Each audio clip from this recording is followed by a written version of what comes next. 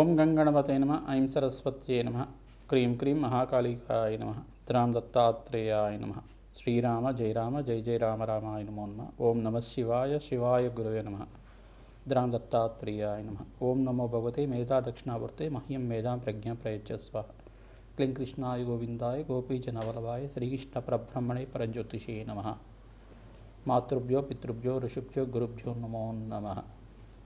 YouTube ప్రేక్షకులందరికీ కూడా నమస్కారం అండి. నేను పాలపర్తి గురునాథ శర్మ జ్యోతిష్యం వాస్తు సిద్ధాంతిని.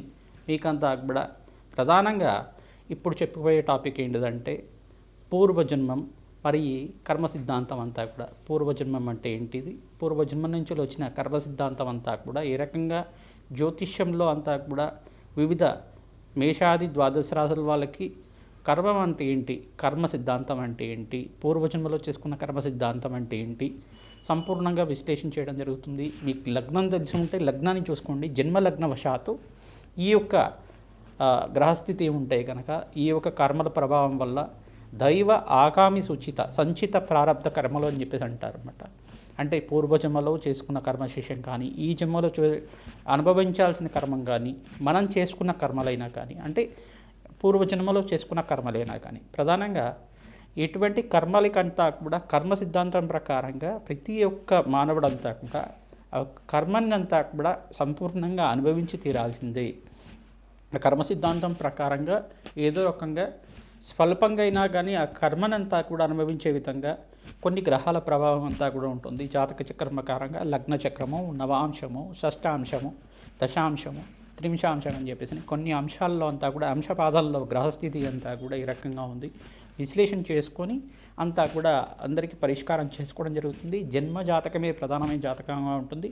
లగ్నం తెలిసి ఉంటే కనుక లగ్నాన్ని చూసుకోండి, లేదు రాశి తెలిసి ఉంటే కనుక రాశిని చూసుకోండి. కర్మ సిద్ధాంతం అంతా కూడా పూర్వకర్మ సిద్ధాంతం ప్రధానంగా చూసుకుంటే నవమస్థానాన్ని కేంద్రంగా చెప్తుంది. మరి ఆ నవమస్థానాన్ని అనుభవించే విధంగా చేసేది దశమస్థానం అంటుంది. ప్రధానంగా ఈ యొక్క మళ్ళీ లగ్నము శరీర కారకత్వాల గురించి చెప్తుంది. శరీరంలో మీరు ఎటువంటి ఆరోగ్యంగా ఉంటారు, ఎటువంటి అనారోగ్యాలతో ఇబ్బంది పడుతూ ఉంటారని చెప్పడం జరుగుతుంది. ద్వితీయ స్థానం కుటుంబ స్థానం గురించి చెప్తుంది, ధనయోగాల గురించి చెప్తుంది. ఈ స్థానాలు ప్రధానంగా చూసుకుంటే పుత్రస్థానం పంచమ స్థానం అవుతుంది. ఆకస్మిక వ్యయము ఆకస్మిక లాభాలంతా కూడా ప్రధానంగా చూసుకుంటే అష్టమ స్థానము ఆయు స్థానం చెప్తుంది. ఈ స్థానాలు ప్రధానంగా చూసుకుంటే వివాహ జీవితం కోసం సప్తమ స్థానం చెప్తుంది. ఈ కర్మ సిద్ధాంతాన్ని అనుసరించి గ్రహాల యొక్క కూటమి కలయిక వల్ల కొన్ని ప్రభావాలని చెప్తూ ఉంటుంది. ప్రధానంగా కర్మఫలదాత అంతా కూడా శనీశ్వరుడు, కానీ మనం అనుభవించే విధంగా చేసేవాడు రాహు. మరి కొన్ని గ్రహాల యొక్క ఉగ్రగ్రహాలు అని చెప్పేసి ఉంటాయి. ప్రధానంగా కొన్ని గ్రహాలతోటి ఒక కలయిక సంయోగం వల్ల వాటి ప్రభావం అంతా కూడా ప్రబలంగా అనుభవించే విధంగా చేస్తూ ఉంటాయి అన్నమాట. సూర్య రాహుల కలయిక కానీ సూర్య కేతు కలయిక కానీ ఇది గ్రహణ యోగం కింద మారుతూ ఉంటుంది. చంద్ర రాహుల కలయిక అనేది దుష్కర్మ కింద ఉంటుంది. గురు చండాల యోగం అనేది ఒక యోగం ఉంటుందన్నమాట. బృహస్పతి రాహు కలయిక అనేది కొన్ని స్థానాల్లో అది అవయోగం కింద మారుతూ ఉంటుంది. లగ్నవశాత్ అంతా కూడా విశ్లేషణ చేసుకోవడం జరుగుతుంది. మీ పూర్వజన్మలు చేసుకున్న పుణ్య ఫలితాన్ని ఈ జన్మలో అనుభవించే విధంగా, మరి ఇప్పుడు చేసుకున్న ఫలితాలంతా కూడా మరో జన్మలో అనుభవించే విధంగా దానికి కర్మ సిద్ధాంతం అంతా కూడా క్యారీ ఫార్వర్డ్ అవుతూ ఉంటుందన్నమాట. ప్రతి నిమిషం కూడా మీరు చేసుకున్న కర్మలు ఇక్కడ పుణ్యకర్మల్ని సంపూర్ణంగా అనుభవిస్తూనే మరి ఇంకా ఏమైనా బ్యాలెన్స్ ఉందా, కర్మం అంతా కూడా బ్యాలెన్స్ ఉందా. ఎప్పుడైనా కానీ కర్మ సిద్ధాంతం ప్రకారంగా పుణ్యము పాపము రెండు బ్యాలెన్స్గా ఉండాలి. మరి ఏది హెచ్చు తగులుగా ఉన్నా కానీ దాన్ని అనుభవించడానికి మరో జన్మ అనేది ఉంటుందన్నమాట. మోక్ష మార్గం కోసం పుణ్యకర్మలు ఆచరిస్తూ ఉండడం, దైవ కృప వల్ల మోక్ష స్థితి పొందడం అనేది కర్మ సిద్ధాంతం ప్రకారంగా సంపూర్ణంగా విశ్లేషణ చేయడం జరుగుతుంది. దైవ ఆగామి సుచిత సంచిత ప్రారంధ కర్మలు అని చెప్పేసి అంటారు. అంటే పూర్వజన్మలో చేసుకున్నది, ఈ జన్మలో చేయబోయేది, ఈ జన్మలో చేసింది, ఈ జన్మలో అనుభవించాల్సింది, మరి మరు జన్మలో కూడా ఇటువంటి కర్మలంతా కూడా క్యారీ ఫార్వర్డ్ అవుతూ ఉంటాయి. అంటే కర్మ సిద్ధాంతాన్ని ప్రకారంగా ప్రతి నిత్యం కూడా ఏమవుతుందంటే ఈ జన్మలో చేసుకున్న కర్మలంతా కూడా మిగిలిపోయి ఉంటాయి కనుక ఏదైనా రుణ బాధలు రుణశేషాలంతా కూడా ఉంటాయి కనుక మాతృ రుణం, పితృ పాత్ర రుణం, తర్వాత దైవ రుణం, ఋషి రుణం అని చెప్పేసి ఉంటూ ఉంటుంది.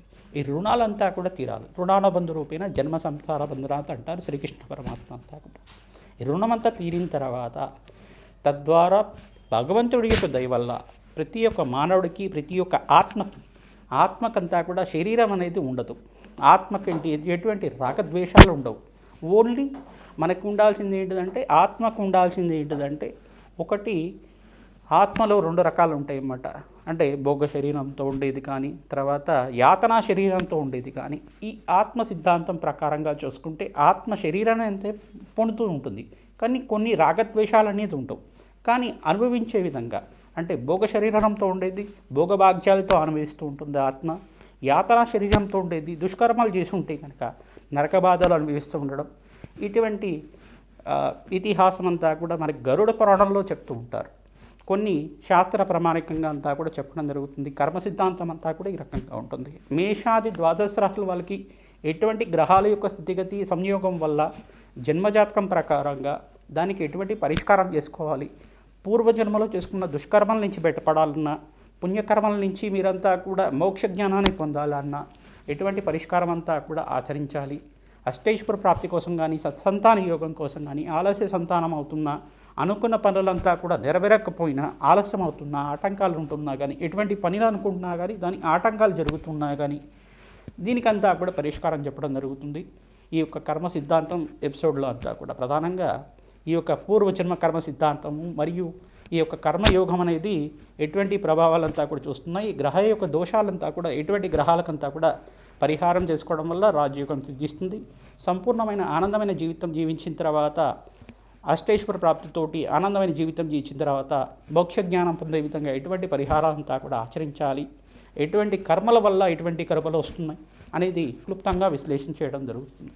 కుంభరాశి కుంభలగ్న జాతకులకి ప్రధానంగా చూసుకుంటే మీకంతా కూడా లగ్న చక్రవశాత్తు శనీశ్వరుడు, బృహస్పతి, సూర్య భగవానుడు, అంగారకుడు, శుక్రుడు జాతకరీత్యా యోగకరంగా ఉండాలి. కర్మదోషము, ఈ యొక్క పూర్వజన్మ కర్మ సిద్ధాంతము, పూర్వజన్మ కర్మయోగము, కర్మయోగం అంటే ఏంటిది, పూర్వజన్మ కర్మం అంటే ఏంటిది అనేది విశ్లేషణ చేసుకుంటూ ఉన్నాం. దైవ ఆగామి సూచిత సంచిత ప్రారంధకరం అనేది కనుమరు ఉంటాయి. మాతృ రుణం, పితృరుణం, ఋషి రుణం, దైవ రుణం, ఈ యొక్క భాతృ రుణం అనేది రుణాలు ఉంటాయి. ఈ రుణాలన్నీ కూడా తీరడానికి జన్మలో చేసుకున్న పుణ్యకర్మలంతా కూడా ఆధారపడి ఉంటుంది. పూర్వజన్మలో చేసుకున్న ఆగామి కర్మలంతా కూడా ఆధారపడి ఉంటుంది. ఈ జన్మలో వచ్చిన ప్రారంభిత కర్మలు అనేది ఖచ్చితంగా అనుభవించి తీరాల్సిందే. ఎటువంటి వాళ్ళకైనా కానీ కర్మ సిద్ధాంతం ప్రకారంగా వాళ్ళు చేసిన కర్మలన్నీ కూడా అనుభవించి తీరాల్సిందే. మీరు చేసుకున్న దైవత ఆరాధన, భగవంతుడి యొక్క నామస్మరణ, జపము, హోమాది కార్యక్రమాలే మిమ్మల్ని రక్షిస్తూ ఉంటాయి. అమ్మవారి రక్షగా మీకు ఉండాలి అంటే కనుక కర్మ సిద్ధాంతం ప్రకారంగా ఈ యొక్క దేవీ భాగవతాన్ని పారాయణం చేస్తూ ఉండండి. ప్రధానంగా గరుడ పురాణం ప్రకారంగా మీకు చెప్పడం జరుగుతుంది. పురాణంలో ప్రకారంగా ఆత్మకి ఎటువంటి కర్మలు అనేది అంటవు. ప్రధానంగా ఆత్మకి ఎటువంటి కర్మలు ఉంటాయి, ప్రధానంగా చూసుకుంటే ఆత్మకి యాతనా శరీరం అనేది శరీరం పొంది ఉంటుంది, మన భోగ శరీరం అనేది పొందుతూ ఉంటుంది. ఆత్మ అనేది శరీరం వదిలిన తర్వాత భగవంతుడి యొక్క చింతన చేరిన తర్వాత ప్రధానంగా చూసుకుంటే భగవంతుడంతా కూడా పుణ్యలోక ప్రాప్తి అనుగ్రహించే విధంగా ఉంటారు. భోగ శరీరంతో ఉంటుంది. దుష్కర్మలు చేసి ఉంటే కనుక యాతనా శరీరంతో ఉంటుంది.